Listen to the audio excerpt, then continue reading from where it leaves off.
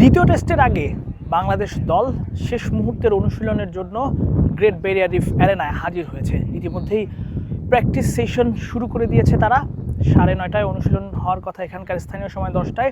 তারা 9:30টারও আগে অর্থাৎ 9:15 সময় তারা মাঠে উপস্থিত হয় এবং তাদের যে অনুশীলনের জন্য যে প্রস্তুতি সেই প্রস্তুতিগুলো নিতে থাকে এবং ঠিক 10টা বাজার কিছু আগেই তারা ফিল্ডিং অনুশীলন ওয়ার্ম আপগুলো করে নেয় এবং সেখানে দেখা যায়নি প্রথম টেস্টের সেঞ্চুরিয়ান তানজিদ হাসান তামিমকে। তামিম ছিলেন না, তিনি দলের সঙ্গে আসেননি। যতটুকু জানা গেছে যে তিনি এখন রয়েছেন হসপিটালে, মূলত তার যে ঘাড়ের ডিসকমফোর্ট বা ঘাড়ের যে সমস্যা রয়েছে সেটার স্ক্যান করানোর জন্য তিনি গেছেন আসলে হসপিটালে, বা তাকে নিয়ে যাওয়া হয়েছে হসপিটালে, যে কারণে তিনি অনুশীলনে আসতে পারেননি।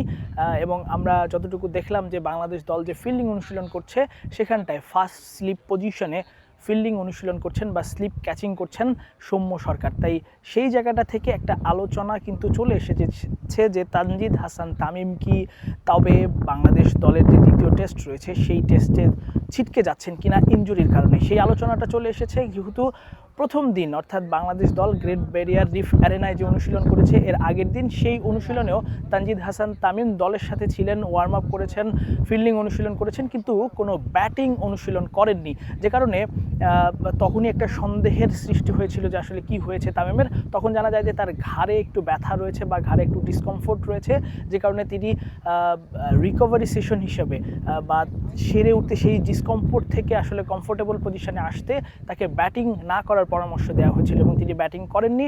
পুরোটা সময় তিনি আসলে দূর থেকে দেখেছেন।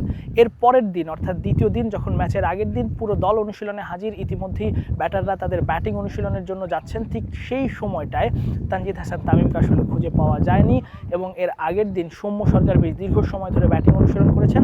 আজও সেই সুযোগটাই দেখা যাচ্ছে। সৌম্য যে ওপেনিং পেয়ার রয়েছেন নাজমুল হোসেন শান্ত, লিটন কুমার দাস, মোমিনুল হক সৌরভ, সালমান ইসলামদের সঙ্গে ওই পেয়ারই ব্যাটিং অনুশীলন করবেন এবং ইতিমধ্যেই তিনি ব্যাটিং অনুশীলনের জন্য ব্যাট পরে তিনি আসলে প্রস্তুত হয়ে নেটের দিকে হাঁটা দিয়েছেন। তো সেই জায়গাটা থেকে আলোচনাটা রয়েছে যে তানজিদ হাসান তামিমের আসলে সবশেষ আপডেটটা কী, এবং যে আপডেটটা জানা গেছে যে তাকে স্ক্যান করানোর জন্য নিয়ে যাওয়া হয়েছে। স্ক্যানের রিপোর্ট অনুযায়ী নির্ভর করবে আসলে তিনি দ্বিতীয় টেস্টের একাদশে থাকছেন কিনা।